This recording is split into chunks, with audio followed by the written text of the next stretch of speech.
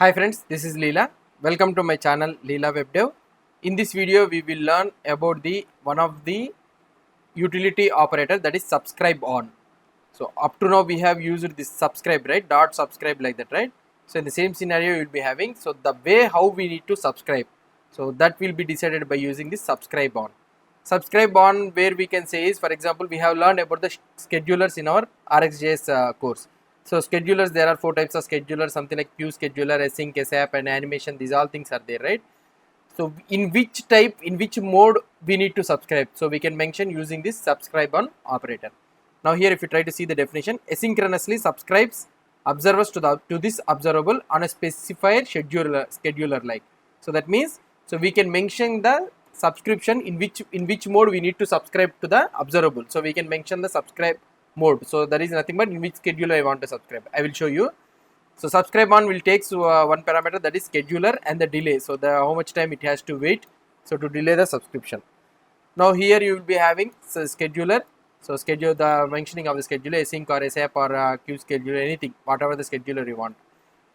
Now here, if you try to see with the subscribe on, you can decide what type of scheduler a specific observable will be using when it is subscribed to.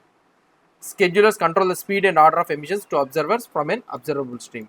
So if you try to see here the marble diagram, AB and the subscribe on, when you pass the operator to a subscribe on, and you can change the way of execution of the scheduler. And here the same values will be emitted to the output observable, but the scheduler will be different. Let's try to see about this subscribe on scheduler in a practical implementation. You understand, so you will be able to understand if you understand the concept of schedulers. So you can mention the scheduler type using the subscribe on actually. So let's try to create here subscribe on operator. Now here in the operators.cs, in the what I can say in the HTML, I am creating subscribe on. Okay, subscribe on, and here we can use subscribe on. Okay, and now here if you try to do app routing, yeah, subscribe on, and here we can use, so here we can use subscribe on operator component. Now let's go to this subscribe on operator component, subscribe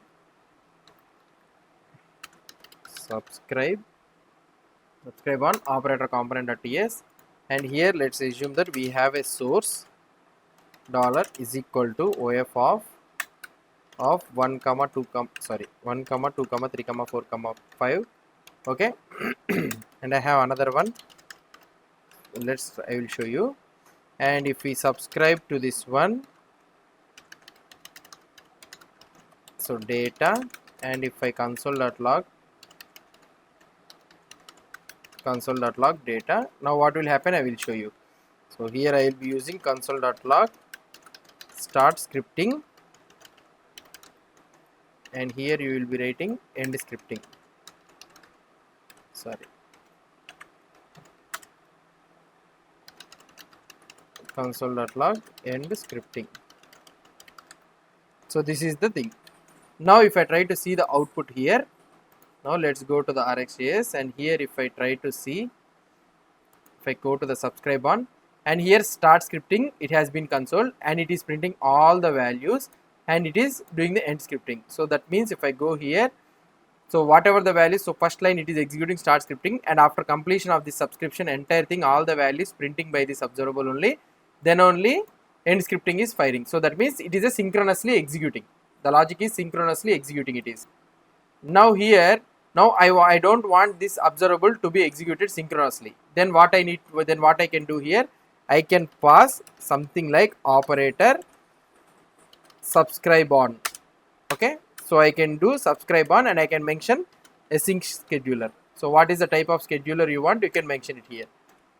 Now if you try to see the output, what will happen, let it refresh, and if you try to see the output, see here, so start scripting has executed first, and again end scripting has executed. So then after, these values are all printed, then after only it is executing. So that means this subscription execution is kept in a micro task, so that after all completion of this UI thread, main UI thread, then only this execution is happening. So we can control the execution flow using the async scheduler, using the subscribe on method. So this is the main important thing on the subscribe on. You can mention the type of execution. So for example, let's assume that we have another source. So let's source 2, I have another source 2, so it will be having values something like 10, 20, 30, 40 and 50. Okay, now I want to print these all values. So how can I print these all values? So I can, now here I have two observables. So now if I want to print those two observables, what I can use here, I can use the merge operator. So I can use this source dollar and the source $2. Now if you try to see the output, what could be the output here?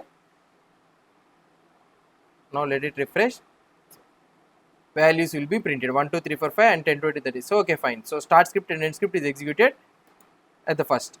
So now what I can do is, so for example, I will remove this one. So then what will happen here? Let's try to see. If I try to see the output, let it refresh, and if I try to see the output, so what has happened? So start script has executed first, and after printing all the observables values, then end scripting has executed. So that means this one is executing synchronously. Now I want only the source to be executed asynchronously and source 2 should be printed synchronously. So what I can do here, I can use in such a way that I can use for this one only subscribe on.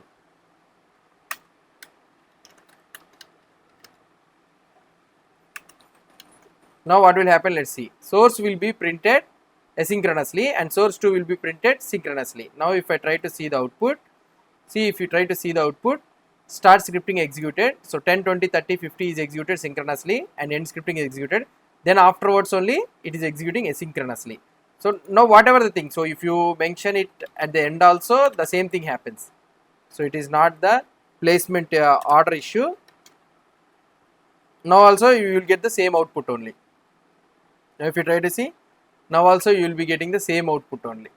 So this is the way how we can mention. So if you have separate variables and you separate observables and you want a particular observable to be printed in a specific order asynchronously means, so you can use this subscribe on so that to mention you can mention the scheduler. So when to execute that one using the subscribe on method.